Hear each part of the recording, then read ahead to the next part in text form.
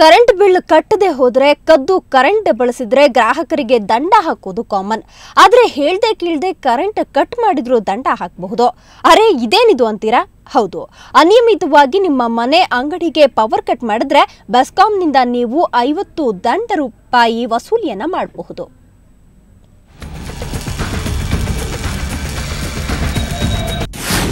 LSFR current cut ಮಾಡಿದ್ರೆ 50 ರೂಪಾಯಿ ದಂಡ.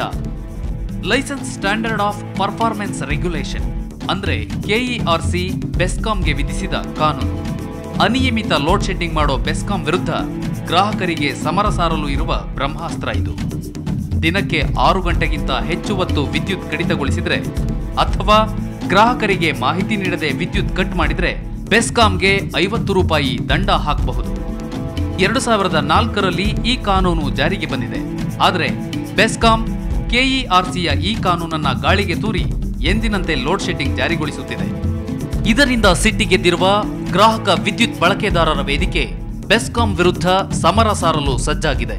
ಅದನ್ನು 90 ದಿವಸದಲ್ಲಿ ಅವರು ಫೈನಲ್ ಮಾಡಬೇಕು. 90 ದಿವಸದಲ್ಲಿ ಮಾಡಲಿಲ್ಲ ಅಂತ ಹೇಳಿದರೆ ಕನ್ಸ್ಯೂಮರು ಇನ್ನೊಂದಿದೆ, ಕನ್ಸ್ಯೂಮರ್ ಗ್ರೀವೆನ್ಸಸ್ ರಿಡ್ರೆಸಲ್ ಫೋರಮ್ ಅಂತ ಇದೆ, ಅಲ್ಲಿಗೆ ಅಪೀಲ್ ಮಾಡ್ಬೋದು. ಅಲ್ಲಿನೂ ಆಗಲೇ ಇದ್ದರೆ ಅದ್ರ ಮೇಲೆ ಒಂಬುಡ್ಸ್ಮನ್ ಇದ್ದಾನೆ, ಅಲ್ಲಿಗೆ ಅಪೀಲ್ ಮಾಡ್ಬೋದು.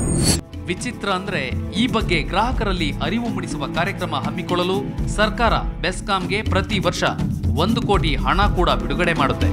ಆದ್ರೆ ಬೆಸ್ಕಾಂ ಮಾತ್ರ ಈ ಮಾಹಿತಿ ಕಾರ್ಯಕ್ರಮ ಹಮ್ಮಿಕೊಂಡೇ ಇಲ್ಲ. ಈ ಬಗ್ಗೆ ಗ್ರಾಹಕರೇ ಎಚ್ಚೆತ್ತುಕೊಳ್ಬೇಕು ಅಂತಾರೆ ಇಂಧನ ತಜ್ಞರು.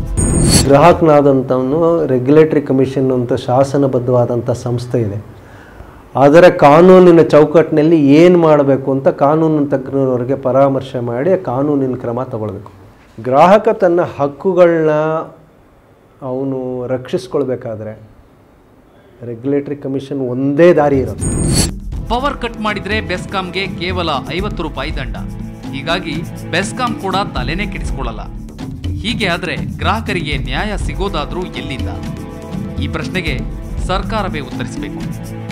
ಪವಿತ್ರ ಶೆಟ್ಟಿ, ಸುವರ್ಣ ನ್ಯೂಸ್ 24/7 ಬೆಂಗಳೂರು.